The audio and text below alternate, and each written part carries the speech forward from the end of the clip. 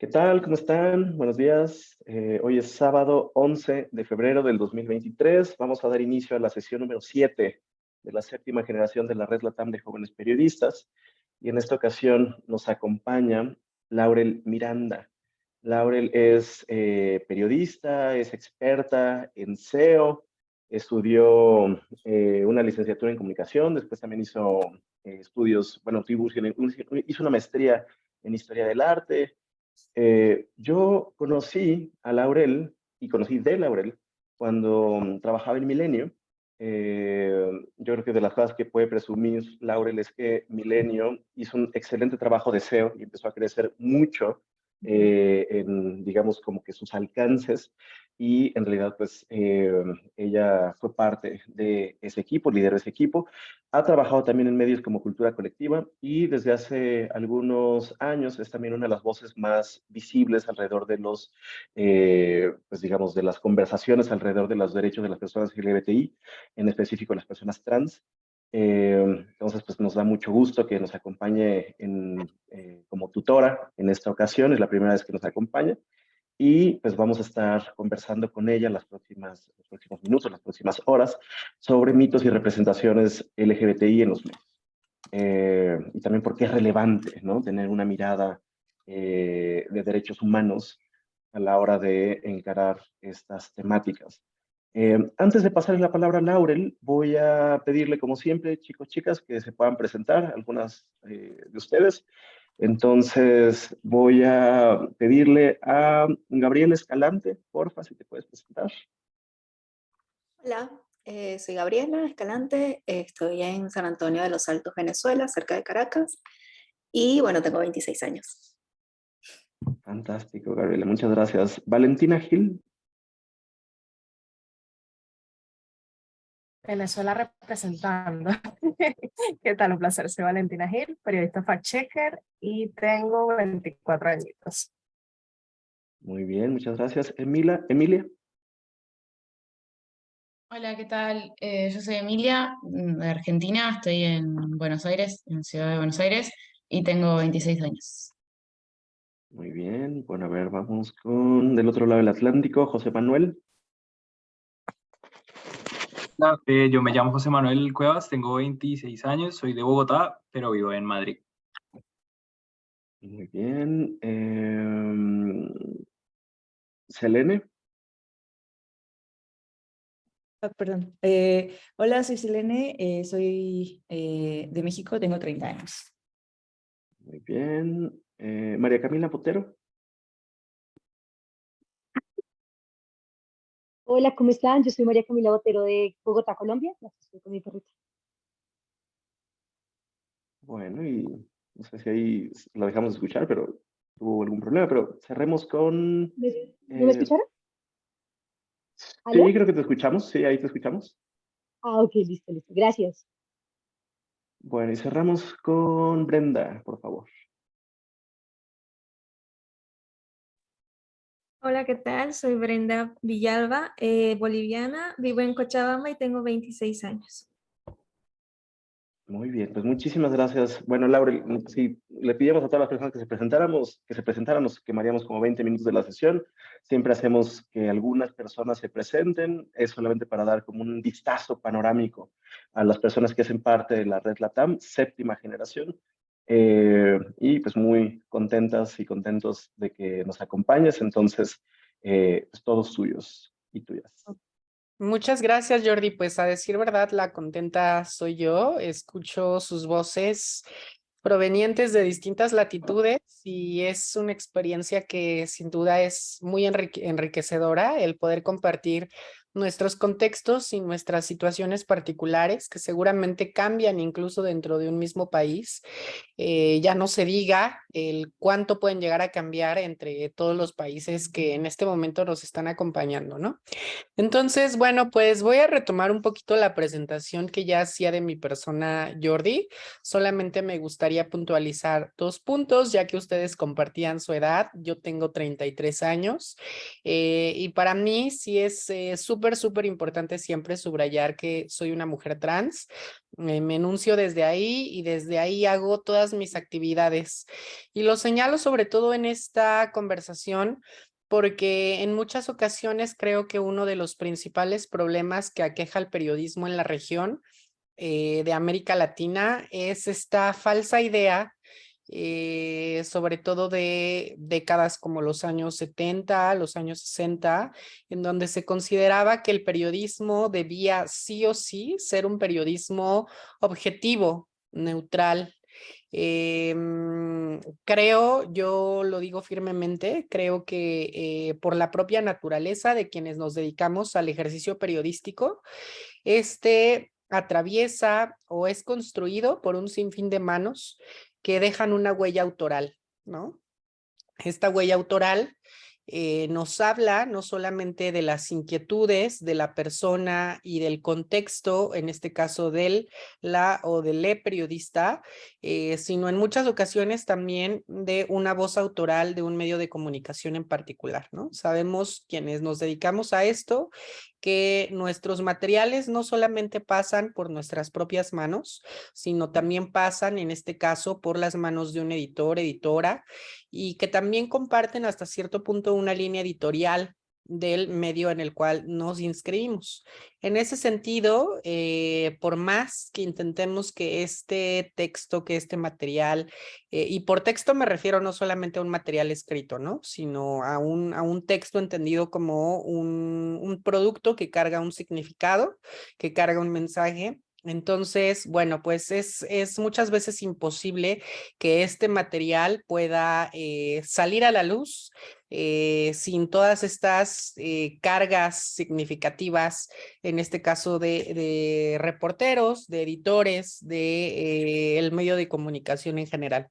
Esto, por supuesto, no quiere decir que el periodismo debe ser parcial, que el periodismo o los textos periodísticos tienen que tomar partida por alguno de los lados, ¿no? De lo que se está narrando, de una situación. Siempre abogo, mejor dicho, por hablar de un periodismo con ética, de un periodismo contextual. Un periodismo con ética es aquel que nos muestra cuál es la situación de lo que estamos investigando, de lo que le estamos presentando a la sociedad, a nuestras audiencias, y con el contexto me refiero justamente a poder presentarle a las audiencias cuál es la importancia de esto que le estamos presentando y por qué se convierte en una situación problemática a desmenuzar el día de hoy, ¿no? Entonces, bueno, dicho lo anterior, a manera de una breve presentación y de una introducción, me gustaría compartirles una presentación. Es una presentación muy cortita que hice porque lo que más me gustaría con ustedes es que pudiésemos discutir cuáles son sus inquietudes al respecto. Y permítanme un momento para compartir la pantalla. Ahí está. Bueno, ya tendrían que estarla viendo. Si no fuera el caso, por favor háganmelo saber. Sí, lo vemos. Perfecto, gracias. Vamos a plantearnos que nuestro objetivo es siempre contar todas las historias, ¿no? Por supuesto, sabemos que en nuestra labor periodística siempre nos dedicamos a una fuente en particular, ¿no? Ya sea porque nos la asignan o porque es a lo que nos hemos querido dedicar toda la vida.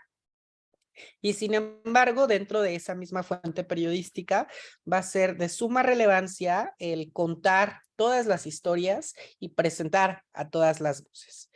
Es bastante común encontrar en medios de comunicación historias en la mayor parte de las veces que son narradas o protagonizadas por hombres cisgénero heterosexuales, ¿no?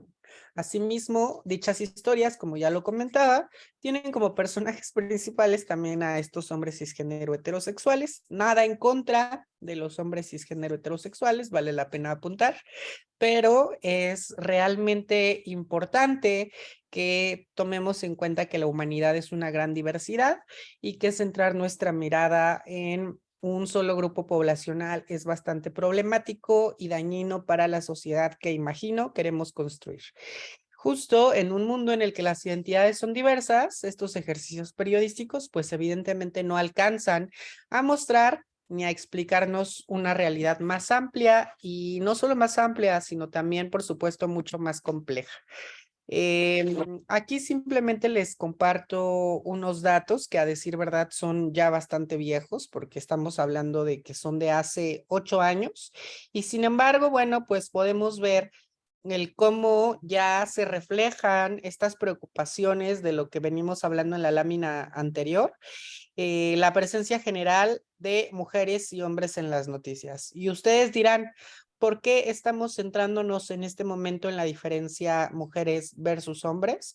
Porque, bueno, son los datos que se tienen en este momento, en tanto que el periodismo LGBT ha sido catalogado como, pues, una fuente que a veces o no aporta en el modelo económico para una determinada empresa, llámese medio de comunicación, o porque simplemente la información que sale de la fuente LGBT resulta, dicen los directivos de los medios, que solo interesa precisamente a un grupo poblacional que para ellos, ellas, representa una minoría, una minucia. Ahorita vamos a problematizar, por supuesto, esta frase, pero vamos a centrarnos primero en esta diferencia entre la presencia general de mujeres y hombres en las noticias. Como se pueden dar cuenta, la mayor presencia de las mujeres en los medios de comunicación se da en prensa escrita, en radio y en televisión, en la fuente de crimen y violencia. Es decir, para que las mujeres aparezcamos en noticias que tienen que, en las noticias de los medios de comunicación, esta información tiene que ver con crimen y violencia, ¿no? Lo cual ya nos habla de un problema bastante grave, que pareciese que eso es lo único que gira en torno a nuestras vidas. El porcentaje más cercano viene con Internet y Twitter para celebridades, artes, medios y deportes. Y bueno, pues ahí tendremos que hacer un análisis bastante minucioso de la información, pero ya de entrada podríamos estar hablando de que las mujeres importamos solamente cuando se nos cosifica, cuando se habla de nuestros cuerpos, cuando se habla de nuestros vestidos, de nuestra indumentaria, ¿no? Tenemos también por ahí otra cifra que es Ciencia y Salud, que me parece que es una fuente bastante, ¿cómo decirlo? Importante y que bueno, pues por fortuna ahí hay una presencia importante de las mujeres, ¿no? Vamos a pasar a la siguiente lámina y como ya les decía, para mí lo más importante va a ser escucharles a ustedes, conocer un poco de sus problemáticas o de sus dudas puntuales al respecto de cómo acercarnos a un periodismo, yo le llamo con perspectiva LGBT, pero bueno, una de las pautas o algunas de las pautas para encontrar mecanismos para contar todas las historias. El primero de ellos a mí me parece que es hacer uso de un lenguaje igualitario, que no es un tema menor, porque sabemos quienes nos dedicamos al periodismo y quienes hemos estudiado comunicación o lenguaje incluso, que la forma en la que construimos nuestro lenguaje o nuestro discurso refleja nuestra forma de pensar, ¿no? De ahí que la manera en la que primordialmente comencemos a modificar la forma en la que hablamos, la forma en la que escribimos, seguramente también va a haber un impacto para que podamos tener historias mucho más diversas. Por supuesto, viene a continuación la perspectiva de género. ¿Y por qué la perspectiva de género me parece realmente relevante? No, porque de entrada hay una gran diferencia, como ya lo veíamos en la lámina anterior, entre la información que prevalece en los medios de comunicación narrada o contada por hombres versus la información narrada por mujeres, hombres versus mujeres, ¿no? Y no solamente las narraciones, sino también el de quién se cuenta la información, ¿no? ¿Quiénes son las voces protagonistas? ¿Quiénes son las fuentes autorizadas? Y bueno, también por supuesto me interesa la perspectiva de género porque dentro del acrónimo LGBT a veces se piensa, se invisibiliza una vez más a las mujeres, ¿no? Por ahí incluso hay corrientes del feminismo que consideran que, bueno, que el feminismo no tiene que ir hermanado con la lucha LGBT, pretendiendo casi que dentro del acrónimo LGBT no hay mujeres lesbianas, no hay mujeres bisexuales y no hay mujeres transgénero, ¿no? Entonces, bueno, claramente cuando nos preocupamos por las mujeres, también nos estamos preocupando por el acrónimo LGBT y cuando nos preocupamos por el acrónimo LGBT, también lo estamos haciendo por un gran porcentaje de mujeres. En este afán de contar todas las historias, también tendríamos que evitar el uso de estereotipos sexistas, de género y otros. Y aquí en el otros va a ser muy importante tomar en cuenta, cuando yo suelo dar este tipo de charlas, les menciono que usualmente cuando hablamos, por ejemplo, de perspectiva de género o de perspectiva LGBT o de un periodismo respetuoso de las personas racializadas o de las personas de grupos originarios o de migrantes, en fin, en realidad estamos abordando un mismo periodismo desde distintas aristas, ¿no? Y este mismo periodismo que no siempre vemos en los medios de comunicación es un periodismo preocupado por los derechos humanos, ¿no? O es un periodismo con ética, como lo comentábamos al inicio. Entonces, siempre que estemos pensando en un grupo vulnerado, no podemos hacer de lado al resto de los grupos vulnerados.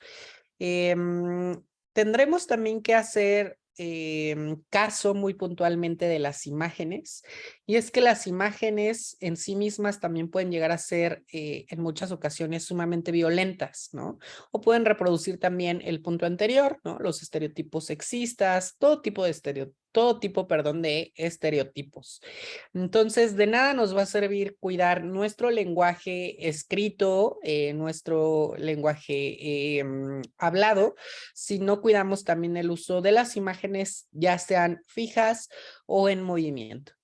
Y también, hacia el final, les propongo que sería muy interesante que cada uno de ustedes, dentro de sus propios medios de comunicación, propusieran o comenzaran a desarrollar un manual de redacción, ¿no?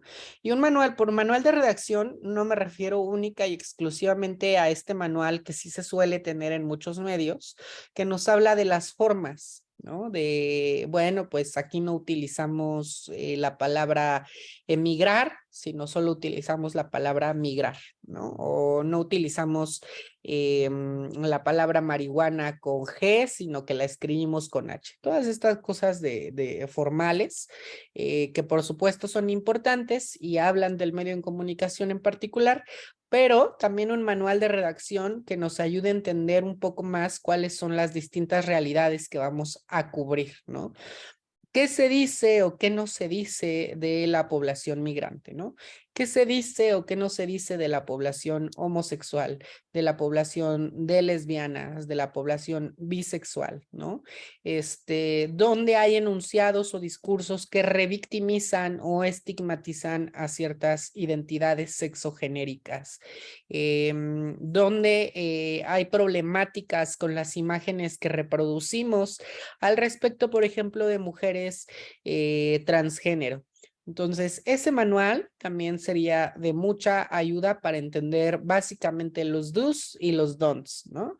Vamos a pasar a la siguiente lámina y me interesa hacer una especie de paréntesis sobre el lenguaje igualitario, porque, bueno, seguramente muchos de los aquí presentes, como lo estoy diciendo ahorita en este momento, ya me habrán escuchado hacer uso de la E, ¿no? Para hablar, pues en este lenguaje igualitario. Seguramente algunas personas aquí presentes lo habrán escuchado como lenguaje inclusivo o lenguaje incluyente. Les voy a explicar rápidamente el por qué yo prefiero nombrarlo lenguaje igualitario. Y es que, primeramente, inclusivo, en realidad, bueno, es una palabra, una calca del inglés, ¿no? Del inclusive, que en español, bueno, pues no tiene como tanto sentido. El lenguaje incluyente, ¿por qué no me encanta? Bueno, pues el lenguaje incluyente, al igual que todo lo que se ha venido popularizando en los últimos años de que, ay, soy una empresa incluyente o somos un feminismo incluyente, en fin, todo ya es incluyente, ¿no? Y no me encanta el uso de esa palabra porque nos habla de una división entre lo que está bien y lo que no está bien o lo que ha sido ignorado durante mucho tiempo, ¿no? Y entonces nos dice, bueno, pues este mundo que está bien, este mundo que somos nice y que somos las mujeres cisgénero o que somos las personas blancas o que somos las personas heterosexuales, cisgénero, en fin, vamos a incluir a toda esta gente que durante siglos y siglos les hemos llamado personas anormales, desviadas, abominables, incapaces, disfuncionales, en fin, ¿no? Vamos a incluirlas. Entonces, no, yo digo, a ver, yo no quiero que me incluyan porque, número uno, yo como mujer trans concibo mi realidad como una realidad propia. Yo no quiero que me incluyan dentro de las problemáticas y asuntos y luchas que ya tienen. Yo lo que quiero es que respeten mi propia lucha, que la consideren igual de válida y que no la menosprecien. Entonces, por eso es que yo siempre hablo de un lenguaje igualitario, de un trato igualitario, ¿no? En donde todas las identidades, en donde todas las diversidades sexogenéricas, todas las orientaciones sexuales, en fin, absolutamente todos los grupos poblacionales valen lo mismo y sus problemáticas pues también merecen ser escuchadas bajo el mismo peso, ¿no? Y ser atendidas también bajo el mismo peso. Vamos a hacer un repasito rápidamente de esta lámina para seguir problematizando este asunto del lenguaje igualitario. Y es que, bueno, el lenguaje claramente es una facultad innata de las personas que está compuesta por la lengua y el habla, y es la ejecución de ambos lo que nos permite comunicarnos con los demás hablantes del idioma.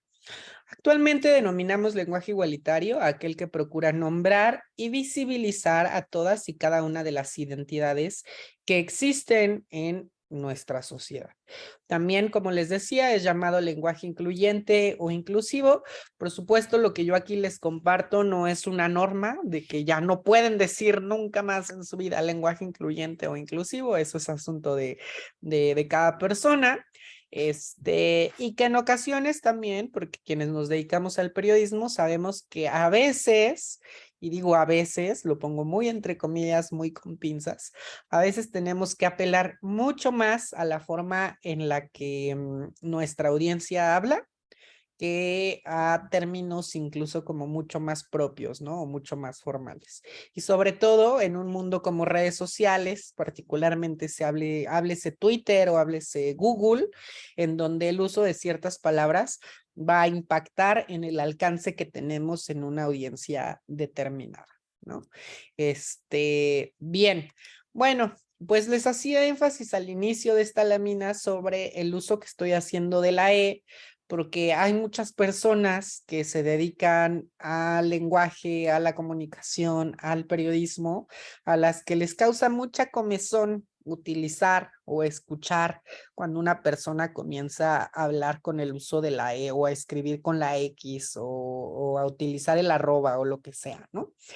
Y bueno, pues para estas personas, lo que yo siempre suelo decirles a manera de introducción como primeros pasos es que no me gustaría que se casen con la idea de que el lenguaje igualitario es estar utilizando o empleando constantemente la E. En realidad el lenguaje igualitario no va por la forma, va por el fondo. Y ese fondo lo que procura es como ya lo decíamos hace un momento, es nombrar y visibilizar a todas y cada una de las identidades que existen en la sociedad. Entonces, claro, a lo mejor para mí, Laurel Miranda, será muchísimo más fácil cuando estoy dando clases, decirle a las personas que me escuchan alumnes, pero a lo mejor haya otra profesora que diga, bueno, a mí no me encanta hablar con la E, pero en atención a que quiero nombrar y visibilizar a todas y cada una de las identidades, voy a hablar de alumnado, ¿no? Entonces ya no les voy a decir alumnos porque ahí solamente estoy hablando de hombres, ¿no? Sino que voy a hablar de alumnado, que por supuesto es un sustantivo que apela al masculino, pero en este caso nos estamos refiriendo a todas las identidades. Igual, por ejemplo, el profesorado. También cuando al inicio me presentaba con ustedes, no sé si habrán notado que yo utilizo mucho la palabra personas, ¿no? Porque bueno, pues personas nos está hablando de absolutamente todas las identidades, sin importar el género, sin importar la orientación sexual. Entonces, yo les invito a que hagan el ejercicio, a que hagan el esfuerzo de que cada vez que se encuentren ustedes con el uso de un masculino genérico, piensen en la forma de cambiarlo para que pueda englobar a todas las identidades. Además de que es un ejercicio que nos ayuda a conseguir este objetivo que lo hemos repetido ya en varias ocasiones, me parece que también en el momento en el que lo reflexionamos, en el que hacemos este esfuerzo por modificarlo, hay una parte, hay un ejercicio dentro de nuestra percepción que nos ayuda a constantemente estar pensando que nuestras fuentes, nuestras audiencias, nuestras coberturas deben ser diversas, ¿no? Yo, por ejemplo, cada vez que utilizo la E, estoy haciendo énfasis en mí y en mi propia percepción de que no solamente existimos hombres y mujeres, sino de que también existen personas no binarias. Bien, ok. Bueno, ¿cuáles son algunas de las principales críticas que hay en torno al lenguaje igualitario? La primera es que es intrascendente. Me parece que la respuesta a esta crítica basta con subrayar el objetivo que ya decíamos en la lámina anterior. No es intrascendente porque nos ayuda a visibilizar y a nombrar y a abordar, en el caso del periodismo, todas las realidades y las identidades que existen. Es difícil de usar. Por supuesto que es difícil de usar, ¿no? A lo mejor yo medio que ya lo domino porque ya llevo un par de años utilizándolo, en fin, pero claro que es difícil de usar, de ahí que sea su importancia, en la medida en la que de repente imaginemos que todavía escribiéramos con lápiz y papel, en la medida en la que estamos escribiendo y chin, ya escribí hombres, ¿no? O ya escribí los, o ya escribí todos. En la medida en la que me doy cuenta de que tengo que borrar y utilizar la gomita y hacer la corrección, bueno, pues en esa medida yo me estoy reprogramando mentalmente para entender que la sociedad no solamente son los, ¿no? Deforma nuestra lengua, que yo creo que es el punto que a veces más a mí, que a mí más comezón me causa. Bueno, pues es que en realidad todas las lenguas, yo no diría que se han ido deformando a lo largo de los años. Lo que yo diría es que a lo largo de los años, las lenguas, el español, el inglés, el italiano, el francés, en fin, todas las lenguas han ido evolucionando. Una lengua que no evoluciona es una lengua muerta, y una lengua muerta es aquella que ya no está siendo utilizada por sus hablantes, ¿no? Pensemos tan solo en que hace muchísimos años se decía aiga, ¿no? Ese era el término correcto, aiga. Y ahora sabemos que, bueno, quien dice aiga, ahí viene la policía del lenguaje a decirle, no se dice aiga, se dice haya, ¿no? Y en fin, hay muchas cosas que han ido evolucionando en nuestra lengua. Complica la lectura y el habla. A mi parecer, de entre todas las críticas, esta es la única que yo podría como decir, Tenemos que ir poniéndonos de acuerdo para encontrar mecanismos que en efecto hagan que la lectura y el habla no sean complicadas, ¿no? Sobre todo pensando, por ejemplo, en que si queremos nombrar y entender y acuerpar todas las identidades, bueno, pues hay personas que viven con ciertas discapacidades visuales y de habla, a quienes sí en efecto se les puede complicar el uso de este lenguaje igualitario. Pero bueno, pensemos también en que nos encontramos en un proceso social, yo diría revolucionario, que va a marcar un antes y un después, y estamos construyéndolo poco a poco. No es algo que ya esté dado, no es algo de lo que ya haya normas, ¿no? Sino que lo estamos apenas empezando a identificar, apenas empezando a respetar, y bueno, faltará todavía un tiempo prudencial para que se llegue a consolidar y puedan haber como ciertas estrategias. Sin embargo, en el caso del español, me gustaría que rescatáramos que al menos probablemente no estamos en un caso como el inglés, que es mucho más sencillo porque es una lengua mucho más neutra, donde no está marcado el masculino y el femenino de una forma tan contundente como en el español.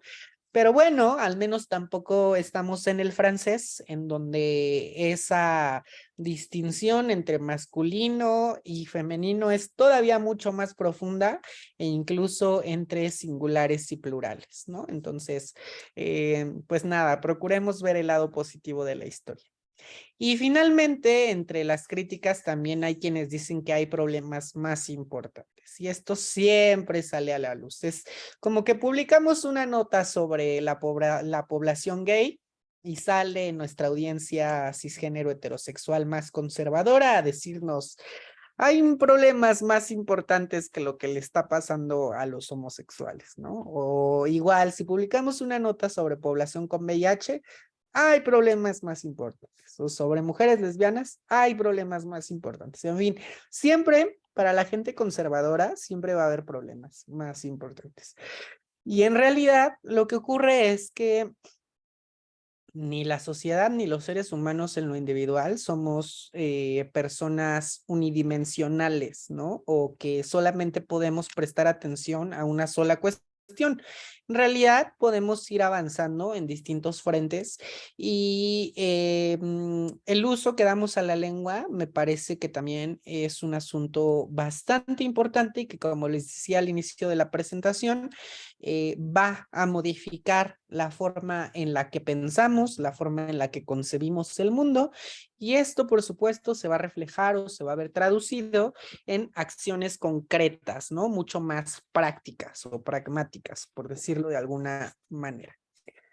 ¿Hasta aquí alguna duda, algún comentario, algo que quisieran problematizar sobre el uso del lenguaje, de la lengua? De cualquier manera, les voy... Ay, no sé por qué no me deja utilizar la cajita del chat, pero de cualquier manera... Ah, dice, el manual de estilo de mi medio tiene una sección sobre eso, yo se los paso por el grupo. Está buenísimo, Daniel Fonseca, y además me da mucho gusto escuchar que lo hay. Aquí en México, a decir verdad, al menos yo no dudo que lo haya, o quién sabe, o tal vez sí lo dudo un poco. Pero aquí en México yo no conozco un solo medio de comunicación que tenga atención en eso, salvo en las formas, ¿no? Me llama particularmente la atención porque cuando yo comencé a hacer investigación y a empaparme un poco más sobre esto, yo consultaba creo que se llama El Grillo, no sé si es un medio de comunicación que todavía exista o no, en Costa Rica, y me llamaba particularmente la atención cómo en muchos países de esa región hay como una preocupación un poco más puntual al respecto de el asunto que hoy estamos abordando, ¿no? No así, por ejemplo, en estos países grandes territorialmente hablando, como México, como Brasil, a lo mejor como Colombia. Por ahí de pronto, en donde definitivamente sí nos han llevado de avanzada, es Argentina, ¿no? Si no mal recuerdo, hace un par de años Infobae anunció que tendría a su primera editora de género, para poder leer todas las coberturas que tenían que ver con... ¿siguen viendo mi pantalla o ya no? Es que les quiero buscar un podcast. estamos viendo, Laura. Ah, mira, aquí está. Un poco de contexto en Spotify. Pero bueno, sí. En Argentina esto me llamó poderosamente la atención.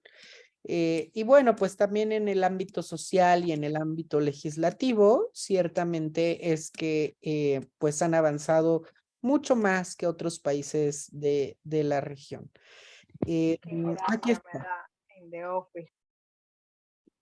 Les voy a compartir por la cajita de chat una liga a un episodio de un podcast que se llama Un poco de contexto y que ahonda un poquito más en el uso del lenguaje incluyente o igualitario, y el por qué para personas como yo, para lingüistas, para personas de la comunidad LGBT y de la comunidad trans. Bueno, pues el uso de esta herramienta es bastante importante. Y ahora, bueno, vamos a continuar con la presentación y nos vamos a centrar, esta vez sí ya, en la perspectiva LGBT. Yo personalmente la veo como una categoría analítica que nos permite tener en cuenta las desigualdades y las relaciones de poder entre las distintas diversidades sexogenéricas, ¿no? Y cuando hablamos de diversidades sexogenéricas, si por aquí nos acompañan personas que forman parte de la población cisgénero, pero también heterosexual, no se sientan, ahora sí que no se sientan excluidas, ¿no? Excluidas. Porque cuando hablamos de diversidad sexual, nos estamos refiriendo absolutamente a toda la humanidad, ¿no? Es decir, la diversidad sexual no solamente son las lesbianas, los homosexuales, las personas bisexuales, las personas transgénero, travestis transexuales, pansexuales, asexuales, en fin, ¿no? Van a decir, ya, hay muchas letras en el acrónimo, ¿qué está pasando? Bueno, pues les pongo 3 más. No, cuando estamos hablando de diversidad sexual, también nos estamos refiriendo, bueno, pues a estas personas, y pongo entre comillas, que típicamente se viven bajo lo más convencional. Y digo entre comillas, no porque quiera poner en duda su sexualidad, sino porque precisamente a la sexualidad yo la veo como un espectro y como algo fluido. Todas las personas me parece que no vivimos la misma sexualidad en distintos periodos de nuestra historia, ¿no? Yo, por ejemplo, siempre cuando estoy dando talleres sobre identidades trans, les comparto, porque creo que también es bonito, no porque quiera poner sobre la mesa mi vida personal, pero yo siempre les comparto que hace muchos años yo decía, bueno, solo me gustan los hombres, ¿no? Independientemente de mi identidad de género, yo decía, solo me gustan los hombres. Y ahora en este punto de mi vida me ha abierto como muchas más posibilidades. Y no es porque esté de moda, no es porque yo no me decido, o porque es una etapa, o por lo que sea. Simplemente es porque la sexualidad es fluida, es como una plastilina a la que le vamos dando forma, que se va construyendo en función de nuestras experiencias, de nuestras circunstancias, en fin, de un montón de cosas. Entonces, una vez dicho lo anterior, en donde incluimos también a las personas cisgénero y heterosexuales en las diversidades sexogenéricas, podemos hacer hincapié en que definitivamente las relaciones de poder pues son también diversas, ¿no? Las relaciones que hay entre cada una de estas letras que forman el acrónimo tienen sus propias particularidades. En periodismo, aplicar un enfoque o perspectiva LGBT consiste en plantearse y señalar cómo afectan de manera distinta ciertos hechos y fenómenos sobre los que informamos a estas poblaciones en particular, ¿no? Además de visibilizar la realidad específica de las mujeres, implica destacar sus aportaciones y ofrecer su punto de vista. Seguramente ustedes se habrán encontrado con que de repente les toca cubrir, no sé si aquí todas las personas que estemos presentes nos dediquemos única y exclusivamente a cubrir información que tiene que ver con la población LGBT, o si en algún momento les tocó cubrir también como información mucho más generalista. Y el problema sobre todo está ahí cuando nos toca cubrir información más generalista, ¿no? Y es que si, por ejemplo, nos estamos dedicando a la fuente de economía o de negocios o de finanzas, o como le llamen en su respectivo medio de comunicación, sucede que cuando estamos hablando de una economía nacional y de que si la moneda se deprecia o se aprecia o en fin, solemos acudir a especialistas hombres que nos puedan dar su perspectiva, su análisis sobre lo que está ocurriendo. Y si se trata de un asunto muy coyuntural o que está marcando un hito, como un episodio muy importante dentro de nuestra historia nacional, comenzamos a desmenuzarlo, a desmenuzar ese tema para poder cubrir otras historias como ¿y de qué manera le va a afectar esta depreciación de nuestra moneda a los pequeños empresarios, ¿no? O a la economía familiar. Y entonces todas estas historias que comenzamos a desmenuzar para poder hacer una cobertura mucho más amplia, resulta que si nos metemos a leer cada una de esas piezas, nuevamente volvemos a encontrar que nuestros entrevistados, tanto las fuentes especializadas que nos están explicando de qué se trata la depreciación de nuestra moneda, resultan ser hombres, ¿no? Pero si nos vamos ahora a nuestros entrevistados protagonistas o afectados por la situación, resulta que entre los pequeños empresarios encontramos justamente eso, solamente empresarios, hombres, ¿no? Y además no solamente son hombres, sino que en muchas ocasiones son cisgénero y son heterosexuales. Y lo mismo si nos vamos a la economía familiar, bueno, ya, chéquense ahí porque ahí nos va un estereotipo, ¿no? Súper sexista. Si nos vamos ya a la economía familiar, entonces ahí sí vamos a entrevistar al ama de casa, que nos va a hablar de cómo le va a pegar. Ya por ahí, si entrara no sé quién, si pueden apagar sus micros. Ay, muchas gracias. Bueno, pues entonces ahí sí nos vamos al estereotipo sexista, y al menos aquí en México, el cómo subió el precio de la tortilla, o cómo ya está más caro el queso, o el huevo, o la leche, o en fin, ¿no? Y entonces es ahí en donde entra tanto la perspectiva de género como la perspectiva LGBT. ¿Por qué solo nos interesa escuchar a unas voces y no a todas las voces? Porque ¿por qué cuando vamos a entrevistar a un empresario que es bisexual, la historia solamente puede entrar dentro de ese periodismo que va en la sección de estilo, pensando en los portales de internet, ¿no? O que va en las últimas páginas del periódico, porque resulta que pareciera que su historia no es importante, ¿no?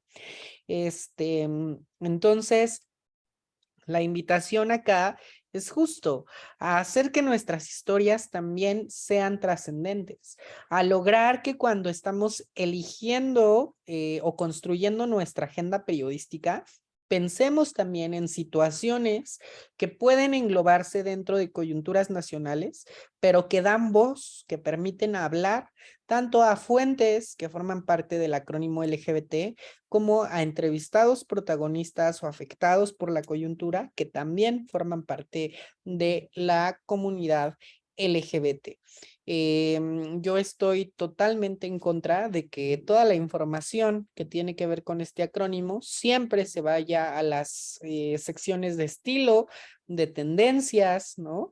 Me parece que es sumamente violento. Pareciese que solamente somos un adorno de la sociedad que somos una minucia y bueno, pues ustedes seguramente podrán estar de acuerdo conmigo en que en realidad por más minoría que seamos, y lo pongo entre comillas, no dejamos de ser también un grupo poblacional importante de la sociedad.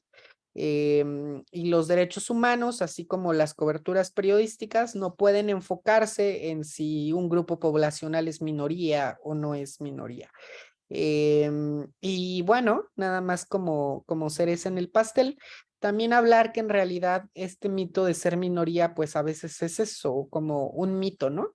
Quiero decir, por supuesto, hablando en términos de porcentajes, puede ser que sí, al menos en México apenas el año pasado se realizó el primer censo para comunidad LGBT, en donde se determinó que el 5% de la población forma parte justo de este acrónimo. Y si hablamos justo de los porcentajes, bueno, pues sí, efectivamente, el 95% versus el 5% resulta que sí somos una minoría. Pero si lo ponemos en términos ya de millones de habitantes de personas, pues claramente somos un gran sector de la población. Y si a eso le sumamos nuestro círculo de amistades, nuestro círculo familiar, nuestro círculo laboral, porque no somos seres aislados, no somos individuos que no se relacionan con el resto de las personas, bueno, pues resulta que nuestras vidas, nuestras problemáticas, nuestras preocupaciones están también afectando a muchas otras personas que se relacionan con nosotros, ¿no? Entonces, insisto, este tema de las minorías no deja de ser un mito que tenemos que derribar de una forma contundente y que en el caso nuestro lo podemos ir haciendo desde nuestra labor periodística. Hasta aquí, ¿alguna duda, alguna pregunta, comentario? Yo tengo una pregunta. Adelante, adelante. Es que esto me pasa mucho y me pasa un poco con el ejemplo que estabas poniendo sobre cuando vas a incluir, por ejemplo, a un empresario que es bisexual en una nota para también tener diversidad en la historia. Nunca sé qué tan relevante sería para la historia aclarar su identidad, su orientación sexual. Por supuesto que si te refieres como hombre a ti mismo o como mujer, así uno debe escribirlo. No sé si me estoy enredando con mucha explicación, pero aclarar como Nicolai, urbanista, especialista en temas sociales y gay, me parece que tampoco tiene cabida como no siempre tiene cabida, es un poco como mi duda. ¿Cómo haces para visibilizar que están siendo incluidos o que no estás excluyendo, creo que es realmente? Claro, me parece que es una gran pregunta porque justo, sobre todo en lo que tiene que ver con diversidades sexogenéricas, no hay necesidad de mencionarlas a menos de que cobre relevancia para la historia, ¿no? Sin embargo, entonces, ¿cómo podemos hacer hincapié en que no estamos siendo excluyentes por un lado, pero por otro también, que creo que es el objetivo principal de toda esta charla que estamos teniendo, el cómo lograr señalar y plantear cómo afectan ciertos hechos y fenómenos sobre estas poblaciones en particular, ¿no? Entonces, imaginemos, por ejemplo, que acaba de ocurrir un terremoto, que voy a tocar madera para que esto no ocurra. Y entonces, claro, estoy haciendo una historia sobre cómo esta catástrofe afectó a cierta población, ¿no? No sé, en una colonia en particular, en una alcaldía, en un distrito en particular. Y entonces resulta que ahí muy probablemente sí va a ser importante mencionar la identidad sexogenérica. ¿Por qué? Porque si digo, entonces María, como María también se vio afectada por el sismo, en tanto que como mujer trans trabajadora sexual, no va a poder seguir realizando o contar con ofrecer sus servicios, ¿no? Y ahora está buscando la forma de pagar su renta o en fin, ¿no? Es decir, no solamente es incluir a la comunidad LGBT por incluirla, sino por visibilizar la forma en la que ciertas o ciertos fenómenos sociales están impactando diferenciadamente a los grupos poblacionales, ¿no? Pensemos, por ejemplo, justo en, no sé, por ejemplo, en las distintas cuarentenas que tuvimos, me estoy yendo a catástrofes a lo mejor muy, muy densas, pero en las cuarentenas que tuvimos, pues claramente a la comunidad LGBT me parece que le afectaba de una forma bien, bien poderosa, ¿no? Y bueno, a las mujeres en general también. Y sin embargo, creo que hubo poco énfasis en los medios de comunicación al respecto de la forma tan diferenciada en que esto nos afecta. Y lo menciono porque hasta más recientemente empecé a escuchar como de mucha sociedad conservadora y alarmista en general de, ay, es que durante la pandemia mucha gente salió del closet, ¿cómo es esto posible? Seguramente solamente fue una moda, ¿o no? O ya hay mucha gente trans, mucha gente salió del closet como gente trans durante la pandemia. Seguramente fue por el encierro. Entonces es como, pues sí, sí fue por el encierro, pero fue porque tuvieron más tiempo para reflexionar y fue también porque dentro de sus casas vivían no sé, como una violencia muy poderosa por parte de sus familias que no les dejaban ser, que no les dejaban expresarse, en fin, ¿no? Y entonces todo esto, todas estas realidades en particular, se pueden ir abordando en función de distintas coyunturas que nos van atravesando, ¿no? Como sociedades en general, como países en general. Entonces, retomando un poco para cerrar este paréntesis, retomando, no solamente es como incluir a distintas personas de la sociedad, sino el objetivo sería visibilizar de qué manera le está afectando una problemática a cada grupo poblacional de una forma, pues eso, diferenciada, ¿no? Bien.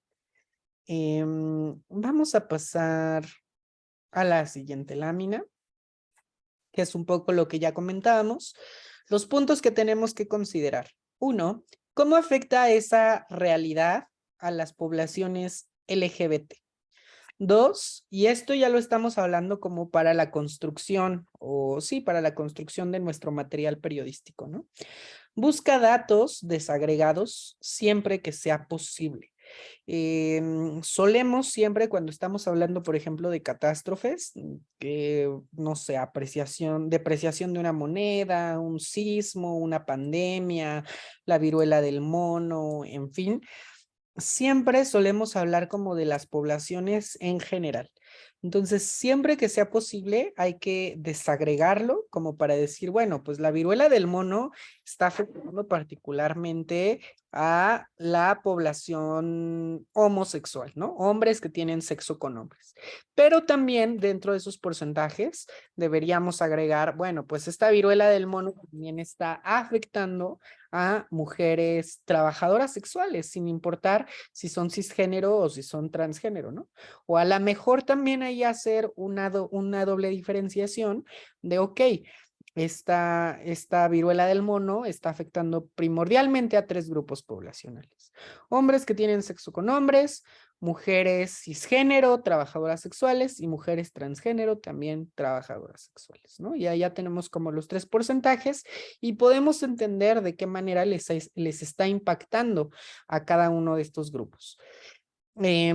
Fíjate cuántas de tus fuentes son LGBT. Son víctimas, son testimonios, son protagonistas, son expertas, ¿no?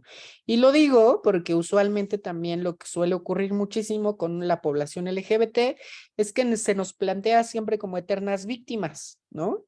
Y es decir, cuando han visto, por ejemplo, que a excepción de cuando ocurren estos ejercicios por parte de organizaciones no gubernamentales, cuando han visto que una mujer o una persona trans no sea víctima, sino sea especialista en algo, ¿no? Es como a lo mejor de lo que puede ser especialista es de trabajo sexual o de lo que puede ser especialista es de cirugías estéticas o en fin. Entonces es como, ¿de qué podemos hablar y de qué no podemos hablar?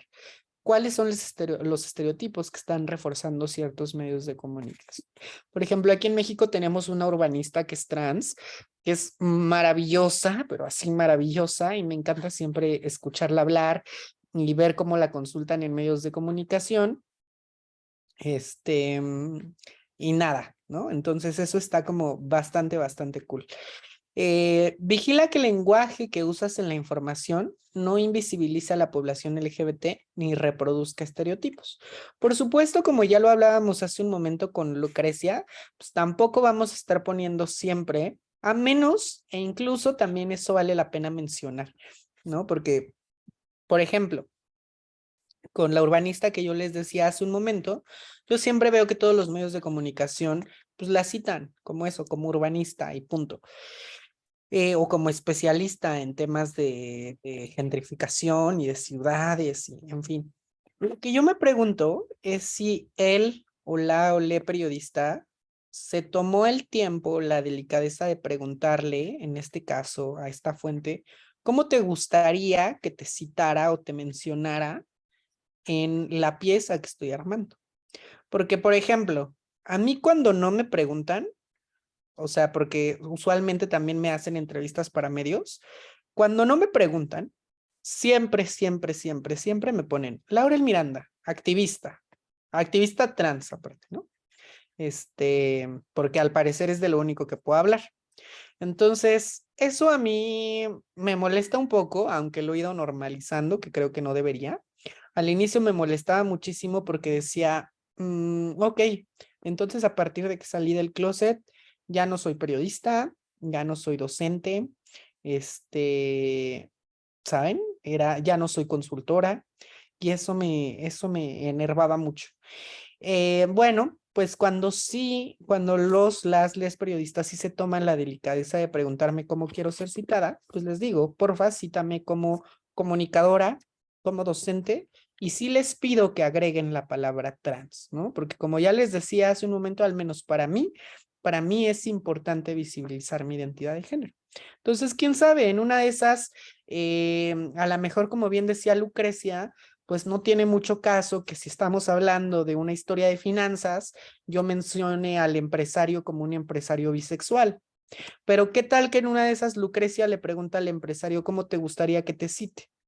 Y el empresario le dice, cítame como pequeño empresario bisexual, ¿no? Y entonces está cool, porque ahí ya estamos haciendo dos cosas al mismo tiempo, ¿no?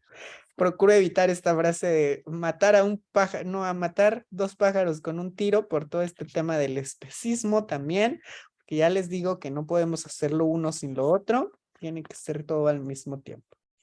Entonces, estereotipos.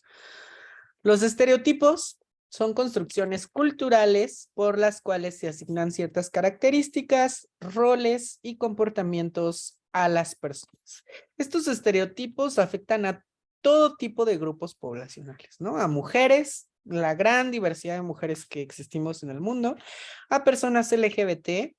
Hago la pequeña distinción aquí de mujeres trans, no porque no formemos parte de la gran diversidad de mujeres, sino simplemente porque pues yo quiero hacer hincapié en esa parte, ¿no? Seguramente si fuera una mujer, no sé, migrante, también pondré aquí mujeres migrantes. Personas de edad avanzada, personas obesas y personas con discapacidad y con neurodivergencias. Nos vamos a centrar sobre todo en el tema de los estereotipos contra personas LGBT y me gustaría mencionarles básicamente dos puntos ya como para que empecemos también a abrir la conversación. El tema con los estereotipos es que a lo largo de la historia, en muchas ocasiones, y sobre todo cuando tiene que ver con lenguaje escrito, con novelas, con periodismo, se ha dicho en muchas ocasiones que estos estereotipos, que los vinculan, que no son lo mismo, pero que los vinculan mucho a los arquetipos, se suele decir quienes los defienden, que nos permiten ayudar a que las audiencias comprendan mejor de qué estamos hablando, ¿no? Es decir, a que identifiquen a un grupo poblacional, a que lo puedan caracterizar en su mente. Sí, bueno, el tema es que estas herramientas, si así las quieren ver, no solamente nos han permitido que las audiencias identifiquen a ciertos grupos poblacionales, sino que los están identificando bajo ciertos estigmas o bajo ciertas características que les dan la autoridad para violentarlas, ¿no?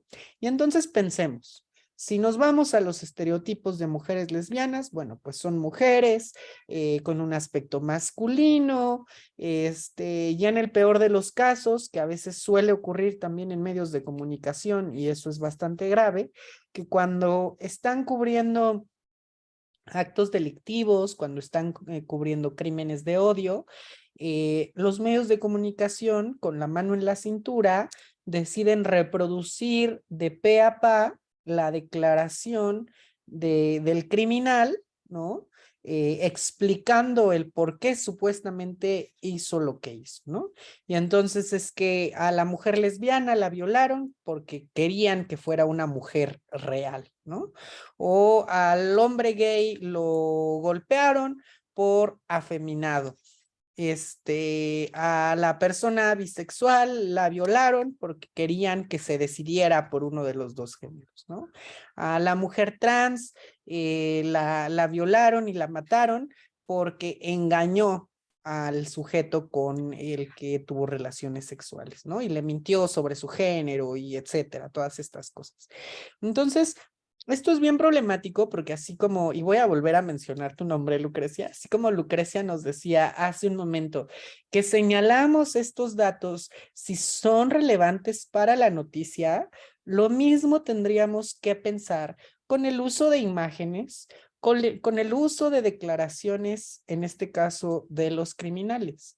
¿Nos sirve realmente para contar la historia? ¿Es un dato esclarecedor? ¿O simplemente lo único que está haciendo es contribuir a justificar, ¿no?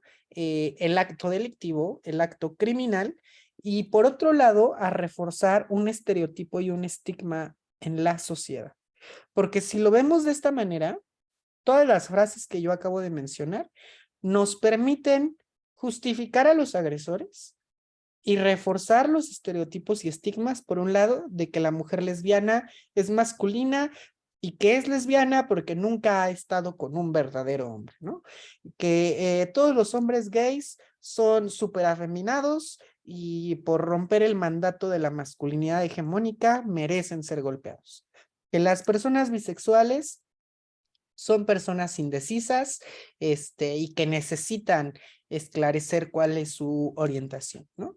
Y que las personas trans necesitamos o tenemos el deber de revelarle nuestra identidad de género a la sociedad en general y que además engañamos, ¿no? Engañamos a las personas y merecemos un castigo. Entonces, creo que a veces en los medios de comunicación solemos darle un 70% de peso a esta narración revictimizante, estigmatizante, violenta, y a veces le dedicamos 30%, y ya me estoy viendo muy buena onda, a explicar el qué ocurrió con el criminal, es decir, mostrarle a la sociedad que hay consecuencias, y no es que yo esté por el punitivismo, ¿no? Yo creo plenamente en que necesitamos sociedades que se reeduquen, pero sí, también mostrarle a la sociedad que todo acto tiene una consecuencia. Y muy pocas veces en las historias se muestra cuáles son estas consecuencias que está teniendo el criminal o el agresor. Y en ese 30% también a veces va incluido, en el mejor de los casos, el hecho de que se trata de una problemática estructural, ¿no? También, en el mejor de los casos, en ese 30%, va incluido información que le dice a la población afectada el cómo detectar los focos rojos de su agresor y cómo proceder en cuanto los está detectando, ¿no? Es decir, a qué organizaciones, a qué instituciones, a qué asociaciones puede acudir, ¿no? Para resguardarse. Híjole, entonces yo creo que le tenemos que bajar a esa narración revictimizante y comenzar a ahondar en qué se trata de un problema estructural, a qué se trata de un acto que tuvo consecuencias y a que si tú lo estás viviendo, así lo puedes detectar y así puedes actuar para protegerte, ¿no? Entonces, esos serían como hasta cierto punto los, ¿cómo decirlo? Los puntos que tenemos que tomar en cuenta cuando estemos narrando una historia sobre un crimen vinculado con poblaciones LGBT, pero no solo eso, es decir, los estereotipos muy probablemente los podamos ver mucho, o sea, los podamos palpar de una mejor manera en historias que tienen que ver con crímenes, pero también justo por ello tenemos que tener mucho más cuidado con aquellas historias que no tienen que ver con crímenes, porque ahí los estereotipos se nos pueden escapar mucho más fácil de las manos y son estereotipos que aunque se nos escapen de las manos no dejan de ser menos violentos, porque justo si yo estoy hablando sobre una mujer trans exitosa, ¿no? Me imagino por ejemplo acá en México Ofelia Pastrana, que está saliendo, no sé, en una lista de las 100 influencers, en fin. Si yo al momento de comenzar a describir a Ofelia Pastrana digo, sí, y llegó con un hermoso vestido y un pintalabios y unos bellísimos zapatos de tacón y en fin, bueno, pues claramente estoy recurriendo nuevamente a estereotipos que a lo mejor no son igual de violentos que los que veíamos en las narraciones sobre crímenes o sobre nota roja, pero no dejan de ser también estigmatizantes, ¿no? Entonces, bien, pues nada más como para repasar cuáles son los problemas con los estereotipos. Número 1, limitan la visión que las personas tienen de sí mismas, es decir, si aquí hay personas LGBT, que seguramente las hay, no me dejarán mentir que cuando éramos menores y leíamos o consumíamos productos en los medios de comunicación que hablaban de personas LGBT, pues decíamos, ok, entonces si yo me identifico como gay, entonces yo soy todo eso que está diciendo ese medio de comunicación, ¿no? Me va a tocar ser afeminado, a lo mejor trabajar en una estética, vestir de rosa, en fin, porque todo eso es lo que me presentan los medios, ¿no? Entonces está limitando la propia visión que yo voy a tener de mí misma. Número 2, limitan la forma en que otras personas vemos a esa población. No me dejarán mentir, seguramente algún día se han encontrado con un primo, prima, tío, tía, lo que sea, que de repente le presentas a un amigo gay, que es un amigo gay así súper masculino, como que, etcétera, y le dices, y luego va a venir su novio, ¿no? Y entonces tu primo, prima te dice, ¿cómo? ¿Es gay? Pero yo pensé que todos los gays eran así y así y así, ¿no? Entonces, claro, o sea, no solamente limitan nuestra propia visión hacia el interior, sino también limitan la forma en que el resto de la sociedad nos ve. Y finalmente, y la que me parece más peligrosa, es que validan o fomentan acciones discriminatorias o violentas en contra de nuestras poblaciones. Lo que ya mencionábamos hace un rato, ¿no? Entonces, claro, como se incide y se repite hasta el cansancio que las personas trans tenemos que revelar nuestra identidad de género, que engañamos a las personas. Y si me lo permiten, aquí correrlo un poquito de los medios informativos a los medios de ficción. En los medios de ficción se repite y se repite que las personas trans tenemos que dar asco, que tenemos que dar risa, ¿no? Entonces, claro, bueno, pues es un mensaje que se le está quedando a la sociedad y está validando que cuando una persona llega contigo y te dice, hola, buenos días, soy Laurel y soy trans, bueno, pues esa persona automáticamente va a decir, tengo derecho a reírme, tengo derecho a ridiculizarla, ¿no? Y a que me dé asco si es que tiene alguna relación sexoafectiva. Entonces, esos son los problemas con los estereotipos. Y bueno, para ir cerrando ahora sí, que ustedes puedan comentarme qué les ha hecho pensar, qué les ha parecido esta presentación, esta conversación, las imágenes. Esta frase está bien construida, está bien dicha, siempre 1000 veces la escuchamos. Una imagen puede valer más que 1000 palabras, ¿no? Por ello es que una imagen estereotipada puede anular el efecto de 1000 palabras impecables. De nada nos va a servir que nuestro texto esté pulcro. Hay que checar también, y como periodista se los digo, sé que a veces en las redacciones todo está perfectamente esquematizado para que a fulanito le toca hacer esto, a fulanita le toca hacer aquello y a fulanita le toca hacer esta otra cosa, ¿no? Y a veces ni sabemos con qué van a ilustrar nuestra imagen o nuestra pieza, pero sí es muy importante que si estamos tocando un tema delicado, siempre revisemos con qué o cómo van a ilustrar nuestra pieza, ¿no? A diario vemos cómo mensajes elaborados desde una perspectiva de género comparten espacio con fotografías sexistas y anuncios que cosifican a las mujeres y otras poblaciones vulneradas. Entonces, ojo, no hay que perder de vista que todo esto es un significante que se compone de distintas ramas, ¿no? No basta con entregar nuestra pieza, sino también vamos a necesitar saber cuál va a ser la imagen, e incluso yo les diría también saber cuál va a ser el titular, porque muchas veces pasa que si nosotros no somos editores, por ahí de repente el titular se nos va de las manos y es una cosa desastrosa, me ha pasado. Así que las fuentes o las personas LGBT le llaman al reportero o reportera para decirle, oye, ¿qué te pasa con ese titular? No sé qué, ¿no? Y el periodista así de, híjole, es que pues yo no lo elegí, lo puso mi editora. Bueno, pues ahí en ese aspecto sí vamos a tener que empezar a encontrar soluciones. Entiendo que a veces la organización o la cultura organizacional de los medios a veces es bien jerárquica, pero necesitamos encontrar formas mucho más horizontales de trabajar para entender que, bueno, un titular, que una imagen pueden afectar, pueden echar a perder una pieza periodística, ¿no? Y bueno, lo que me ocurre en muchas ocasiones es que quienes toman este tipo de pláticas, de talleres, de charlas, a veces son las personas que no toman las decisiones en los medios de comunicación, porque desgraciadamente quienes toman las decisiones en los medios ya son gente de edad avanzada, que tienen como ideas, pues perdón la palabra, pero que tienen ideas muy arcaicas, ¿no? Y que en muchas ocasiones también están sumamente cerradas, ¿no? Como cerradas en el sentido de yo ya lo sé todo, ya no tiene nadie más que venir a explicarme.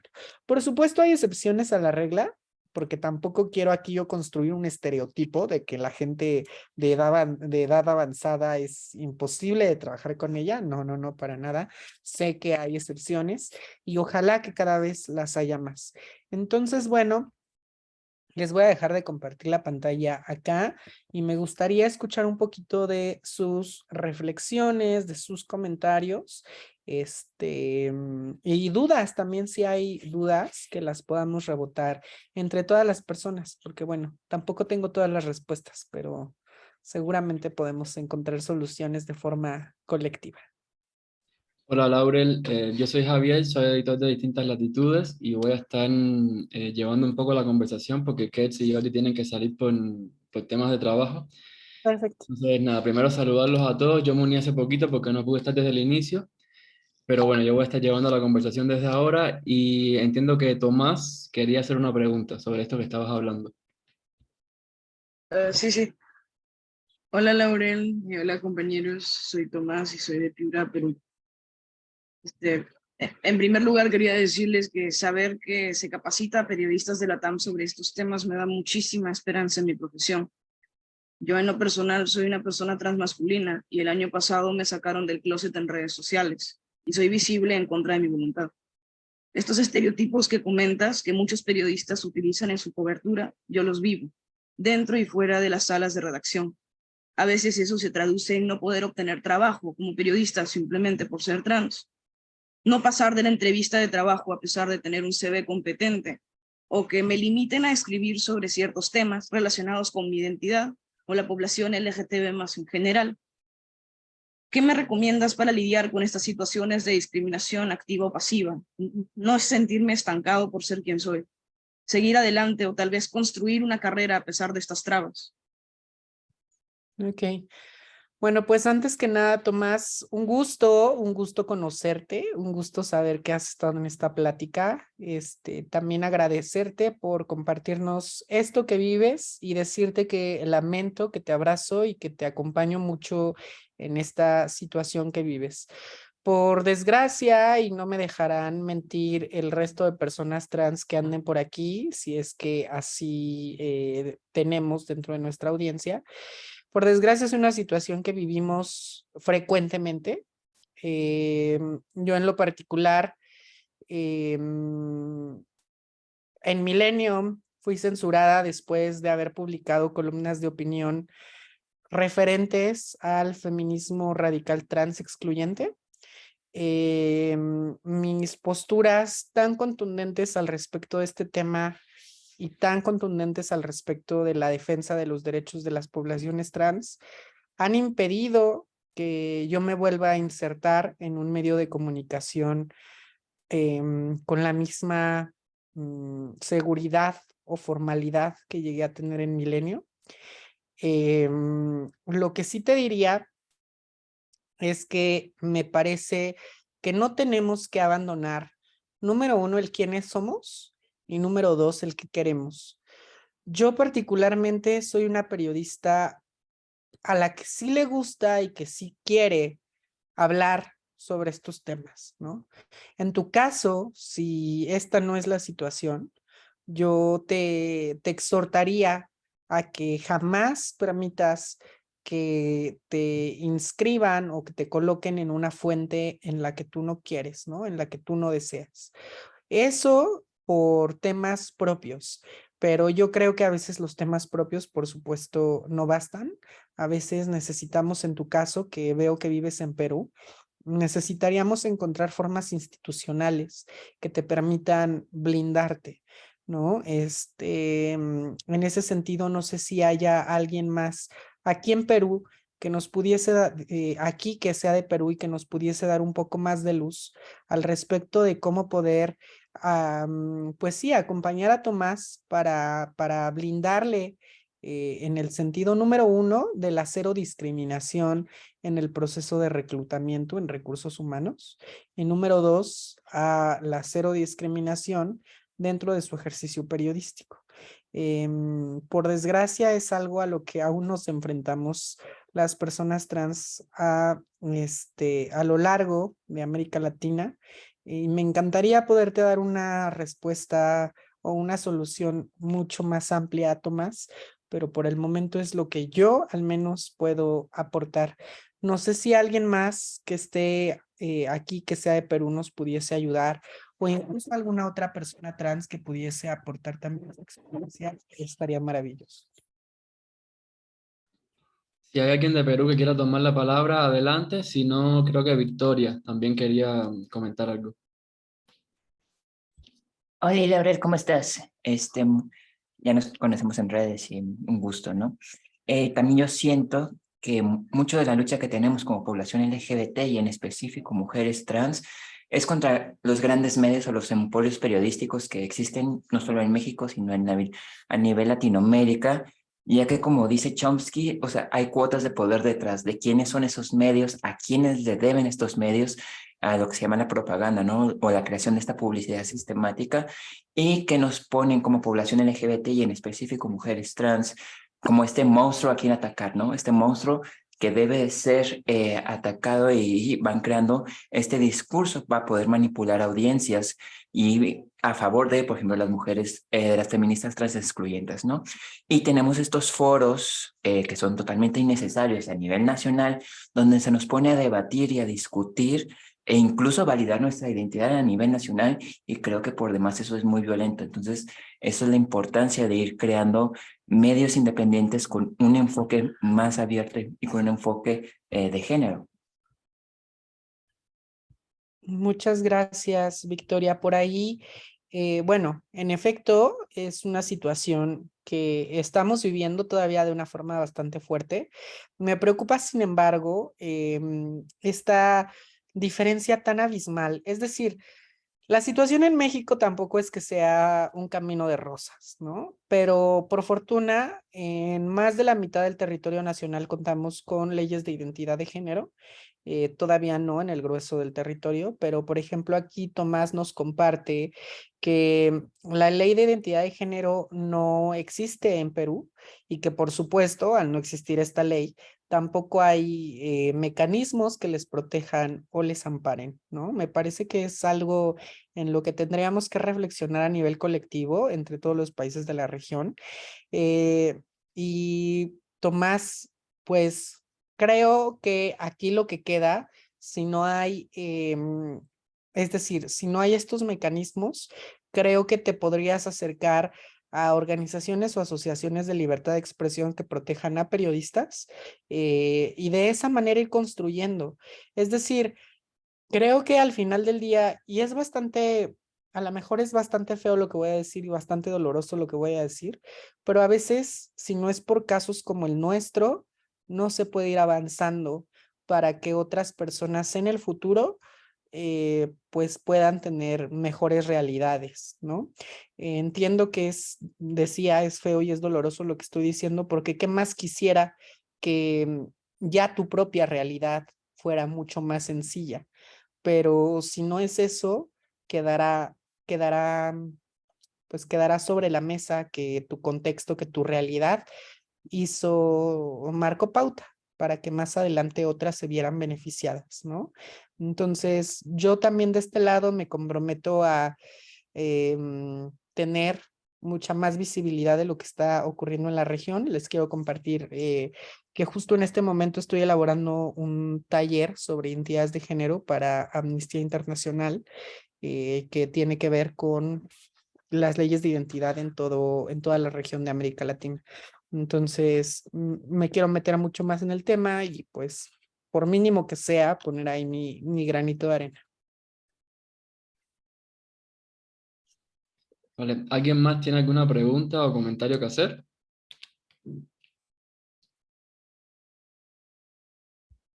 ¿No? Bueno, si es así, entonces creo que podemos ir terminando la sesión. No sé si Laura quiere decir algo más, algún consejo para los chicos, las chicas, las chicas que están acá y que están interesados como en cubrir con más regularidad estos temas.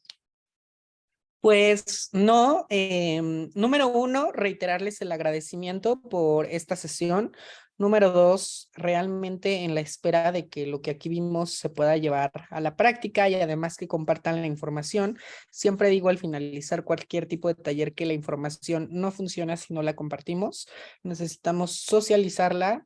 Enviarle un abrazo a todas las personas que formen parte de la comunidad LGBT que estén viviendo complicaciones en su ejercicio periodístico. Les voy a dejar mis redes sociales y un correo de contacto por si más adelante necesitásemos, tanto ustedes como yo, estar en contacto por cualquier situación. Y les estoy escribiendo mi correo, espero. Laurel.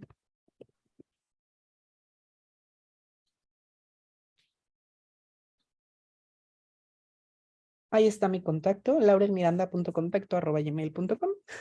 Y y nada, pues de verdad me dio mucho gusto compartir con ustedes. Vale, pues a nosotros igual nos da muchísimo gusto que formes parte de las sesiones. Yo de momento voy a dejar de grabar acá y